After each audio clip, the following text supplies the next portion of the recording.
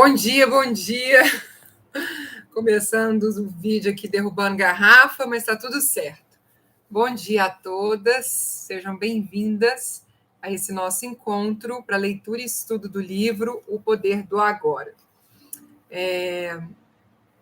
Hoje eu fiquei até na dúvida se a gente tinha leitura ou não, mas como a gente está quase finalizando o livro, eu pensei de realmente fazer essa leitura hoje para a gente poder conseguir fechá-lo aí o mais rápido possível também, para a gente começar um novo livro e não ter mais, porque ele já ficou muito tempo parado, né? Nós ficamos muito tempo sem ler esse livro, então é uma forma da gente também encerrar aí esse material e concluir aí o que ele está trazendo para nós de conteúdo, de informação, de tomada de consciência.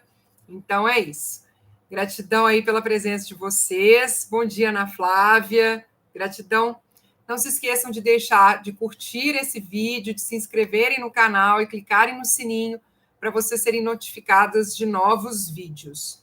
Então vamos lá, 31º vídeo. Bom dia, Alessandra, seja bem-vinda. E vamos lá para o fim dos dramas em sua vida. É o tema, é o título do capítulo de hoje. Capítulo não, dessa parte do capítulo de hoje. Nesse estado de aceitação e paz interior, pode aparecer alguma coisa na vida para ser chamada de má, da perspectiva da consciência comum? Então, ele falou antes a respeito dessa questão da consciência, e agora uma pessoa faz essa pergunta. Aí ele vai responder: muitas das assim chamadas coisas más que nos acontecem na vida são devidas à inconsciência. Elas são criadas por nós, ou melhor, são criadas pelo ego. Bom dia, Elísia, seja bem-vinda. Refiro-me a isso, às vezes, como drama. Quando restabelecemos a conexão com o ser e não deixamos mais a mente governar, paramos de criar essas coisas. Mas há muitas pessoas que se apaixonam pelos seus dramas particulares de vida, identificam-se com as suas histórias. O ego governa a vida delas. Investiram nele todo o sentido do eu interior. Até mesmo a busca de uma resposta, de uma solução ou de uma cura se torna parte dele. O que mais temem é que seus dramas tenham um fim. Enquanto essas pessoas forem à mente, seu maior medo será o próprio despertar. Realmente tem gente que gosta do drama que vive e repete. Não sei se vocês convivem com alguém assim, que fala do problema que tem o tempo todo, que repete a mesma história, que está sempre reclamando da situação.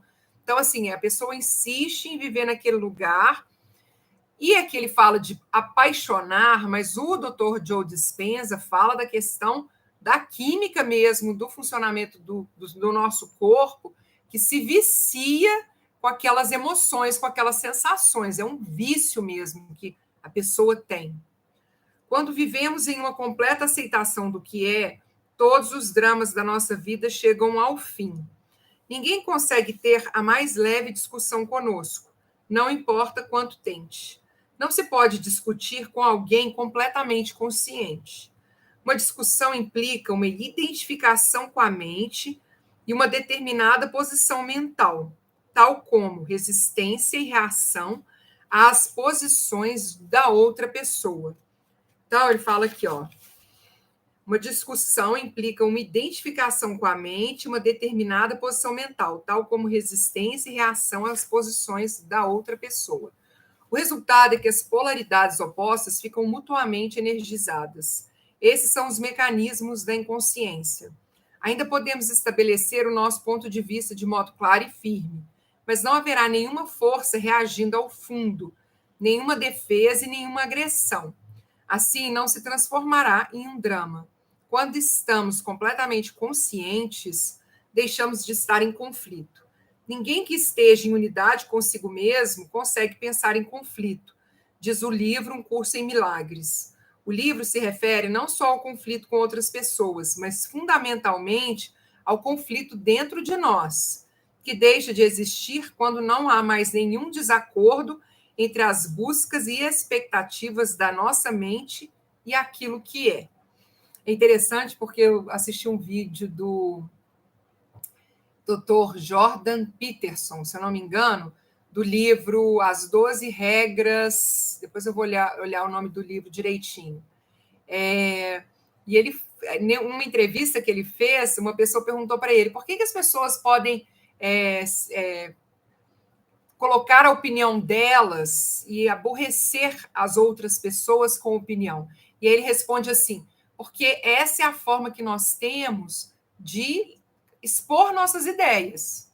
Se nós temos ideias e você já tem uma ideia diferente da minha, nós temos que entender que para que essas ideias sejam trocadas, nós vamos nos sentir chateados com a ideia do outro. Esse é um processo. Então, isso é o que é. Se você pensa diferente de mim e vai me tentar convencer do contrário, uma das coisas que eu preciso esperar é que provavelmente alguma memória aí vai ser acionada e provavelmente alguma emoção vai vir à tona.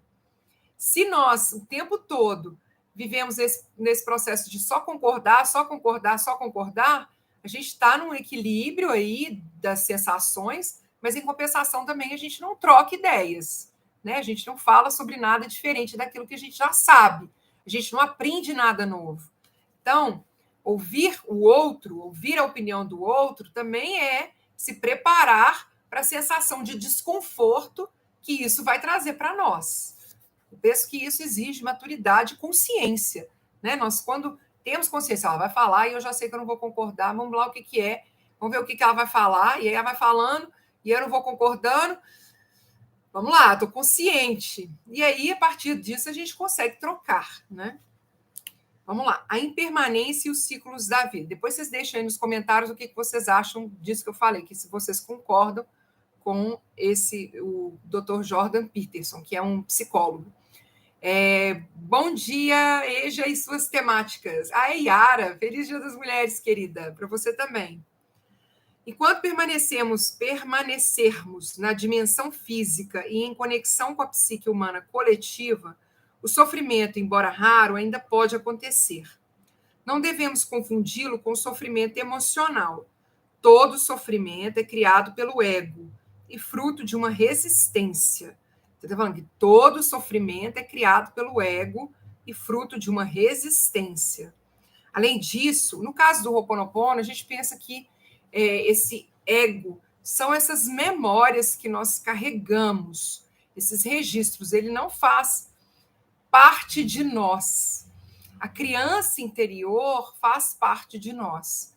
Mas o que aborrece, o que nos aborrece, não é algo que fere apenas a nossa criança, é o que fere a nossa criança a partir das memórias, a partir do que a gente tem de registro guardado na nossa criança. Não sei se ficou claro, depois me falem aí também. Além disso, nessa dimensão, ainda nos sujeitamos à natureza cíclica e à lei da impermanência de todas as coisas, mas já não vemos mais o sofrimento como uma coisa má, ele simplesmente é.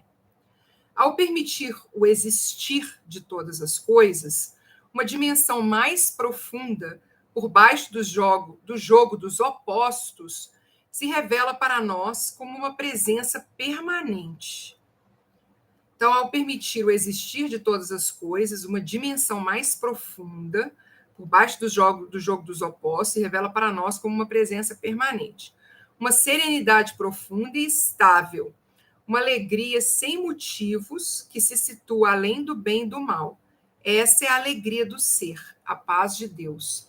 Então, quando uma pessoa vem e discorda daquilo que eu penso, eu ainda posso trazer essa consciência de que, além das ideias dela, existe um ser humano, né? Um filho de Deus, que é meu irmão, que nós estamos conectados aí por uma rede de memórias e de inspirações. Então, é uma consciência, a alegria do ser, a paz de Deus. No nível da forma, existe nascimento e morte, criação e destruição, crescimento e dissolução de espécies aparentemente independentes. Podemos ver isso em tudo, no ciclo da vida de uma estrela ou de um planeta, em um corpo físico, em uma árvore, em uma flor, na ascensão e queda de nações, de sistemas políticos e de civilizações, e também nos inevitáveis ciclos de lucros e perdas que temos na vida. Existem ciclos de sucesso, como quando as coisas acontecem e dão certo, e ciclos de fracasso, quando elas não vão bem e se desintegram. Você tem de permitir que elas terminem, dando espaço para que coisas novas aconteçam ou se transformem. Se nos apegamos às situações e oferecemos uma resistência nesse estágio, significa que estamos nos recusando a acompanhar o fluxo da vida e que vamos sofrer. Fluxo da vida que a gente pode chamar aí de lei do ritmo, que foi a lei que eu ensinei ontem, que está lá no Instagram. Então, que é justamente isso, né? Se pegamos as situações e oferecemos uma resistência à mudança, resistência para que as coisas caminhem, continuem caminhando e, de repente, não continuem sendo como elas estão agora, isso significa que estamos nos recusando a acompanhar o fluxo da vida e que vamos sofrer. Não é verdade que o ciclo ascendente seja bom e o ciclo descendente seja ruim, a não ser no julgamento da mente. O crescimento é, em geral, considerado positivo, mas nada pode crescer para sempre. Se o crescimento nunca tivesse fim, poderia acabar em algo monstruoso e destrutivo. É necessário que as coisas acabem para que coisas novas aconteçam. Vamos ver, a Yara está trazendo uma dúvida. Como encarar o ciclo de fracassos quando eles persistem em nossas vidas? O que poderia fazer para não desistir ou desanimar?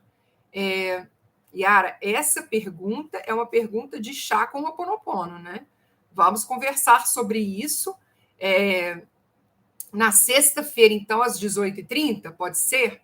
Porque se eu for responder isso agora, vai demorar o restante da nossa leitura. E acabei de pensar numa pessoa que, de repente, eu posso convidar para esse chá para falar sobre essa questão de encerrar ciclos. E a gente pode ver como que o Ho'oponopono pode nos auxiliar nesse processo, ok? A primeira coisa que a gente pode falar, que eu vou falar aqui, pelo menos para ter também uma resposta, é que a gente sempre pode fazer uso de ferramentas do Ho'oponopono, fazer uso das meditações, da conexão com a criança interior, para cada momento em que vem uma questão de fracasso na nossa vida, para a gente ir limpando essa energia e a gente não ficar fortalecendo essa energia através dos nossos pensamentos, das nossas emoções, das nossas palavras e das nossas atitudes. Mas vai ficar gravado depois, tá? Então, depois fica gravado, e aí eu penso que é interessante a gente falar mais sobre isso com mais tempo, ok? Mas comece num processo de purificação, sem persistir naquilo que está acontecendo agora, sem insistir em ficar pensando, fracassei de novo, deu tudo errado de novo, isso aqui não funciona, eu não consigo nada certo, ok? Importante que esses pensamentos sejam eliminados mesmo, através do uso das ferramentas do processo de purificação. Mas vamos fazer uma live especialmente sobre isso. Então, vamos lá. Olha só, e ainda tem outra coisa, ó. O ciclo, ele fala justamente isso aqui, olha, não é verdade que o ciclo ascendente seja bom e o ciclo descendente seja ruim. O crescimento é, em geral, considerado positivo, mas nada pode crescer para sempre. Se o crescimento nunca tivesse fim, poderia acabar em algo monstruoso e destrutivo. Haja vista?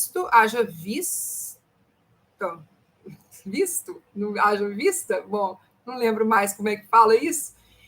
O livro Os Baobás do Pequeno Príncipe. Lembra dos baobás do Pequeno Príncipe? Os baobás são maravilhosos, né? Lá na África eu tive a oportunidade de estar com essa árvore, que ela é linda, mas ela cresce, ela é gigantesca. E lembra do planetinha do Pequeno Príncipe? Né? Então ele estava lá sempre podando, sempre tirando os baobás para que eles não crescessem. Então, algo que apenas cresce pode se tornar algo monstruoso e destrutivo. É necessário que as coisas acabem para que as coisas novas aconteçam, coisas novas. E aí, pensando também no sagrado feminino, né, gente? Esse ciclo nosso de renovação que acontece a cada mês é justamente isso, é um ciclo de morte e renascimento, morte e renascimento. Morte daquilo que não serve para nós mais, para que a gente renasça com um novo, com algo novo para a nossa vida. O ciclo descendente é absolutamente essencial para uma realização espiritual. Aí, ó, nós mulheres que passamos pelo nosso ciclo descendente todo mês.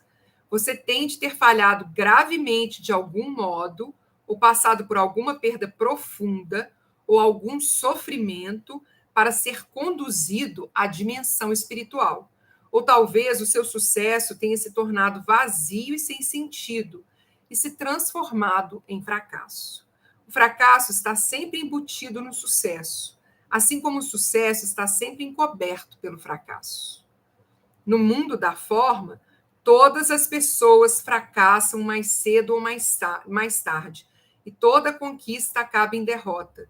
Todas as formas são impermanentes. Aí, Yara, parece que é para você isso, ó. Tá vendo? O fracasso, todas as pessoas fracassam, mais cedo ou mais tarde. E toda conquista acaba em derrota. Eu não sei como que seria isso, pensando, de repente, num legado bem-sucedido que a gente deixa. Talvez seja esse processo da morte mesmo, que signifique não um fracasso no sentido de não sermos bem-sucedidos, mas de finalização daquilo que funcionou, né? E ele fala ainda que quando a gente falha gravemente de algum modo, ou passa por alguma perda profunda ou sofrimento, nós podemos ser conduzidos à dimensão espiritual. Vamos ver como que ele, porque o seu sucesso, vamos ver o que ele vai falar mais sobre isso. Você pode ser ativo e apreciar a criação de novas formas e circunstâncias, mas não se sentirá identificado com elas. Você não precisa delas para obter um sentido de eu interior. Elas não são a sua vida, pertencem à sua situação de vida. Ok? Então, os fracassos, aquilo que acontece conosco, não são a nossa vida, são situações na nossa vida. E é interessante porque eu gosto muito do Bob Proctor, que é uma das pessoas que aparece no filme do The Secret, e ele fala assim, gente, faça, faça, faça. Se você fracassar, ótimo, você já sabe o que não funciona. Continue fazendo, não pare nunca. Continue nesse processo de entrega, de inspiração e entrega. Fracassou? Olha, isso aqui não vou fazer mais. O que a gente não pode é caminhar na inconsciência. Eu erro e erro e erro e erro e erro e erro, e a gente está sempre cometendo os mesmos erros, e hora nenhuma a gente para falar assim, poxa, agora eu preciso me entender por que é que eu estou sempre cometendo esses erros, para que eu possa, na próxima vez, caminhar de forma diferente, ok? Vamos lá, quem está chegando? Bom dia, Renata, que o nosso dia seja abençoado, gratidão. Também desejando aí evolução e Ho'oponopono, e conhecer, meu sonho é conhecer a África, né? 2 grandes sonhos, ver o Baobá antigo e a aurora boreal. Maravilha. É maravilhoso, né? A questão dos baobás é impressionante. Eu vi uma espécie mais de baobá, porque existem outras também que são maravilhosas. Mas aí eu não cheguei a conhecê-las. Inclusive, tem uma que existe somente na ilha de Madagascar, que esse é um dos meus sonhos, de conhecer esse baobá de lá. Então, vamos lá. Dúvidas até agora? Tá tranquilo? Yara, viu aí para você? Vamos ver o que ele vai falar aqui. Nossa energia física também está sujeita a ciclos. Não consegue estar sempre no máximo. Ok. Teremos momentos de baixa e de alta energia. Em alguns períodos, estaremos altamente ativos e criativos, mas em outros, tudo vai parecer estagnado. Teremos a impressão de não estarmos indo a lugar nenhum, nem conseguindo nada. Um ciclo pode durar de algumas horas a alguns anos, e dentro dele pode haver ciclos longos ou curtos. Muitas doenças são provocadas pela luta contra os ciclos de baixa energia, que são fundamentais para uma renovação. Olha o que ele está falando. Muitas vezes nós ficamos doentes porque nós estamos num ciclo de baixa energia e a gente luta contra ele. Enquanto estivermos identificados com a mente, não poderemos evitar a compulsão de fazer coisas e a tendência para extrair o nosso valor de fatores externos, tais como as conquistas que alcançamos.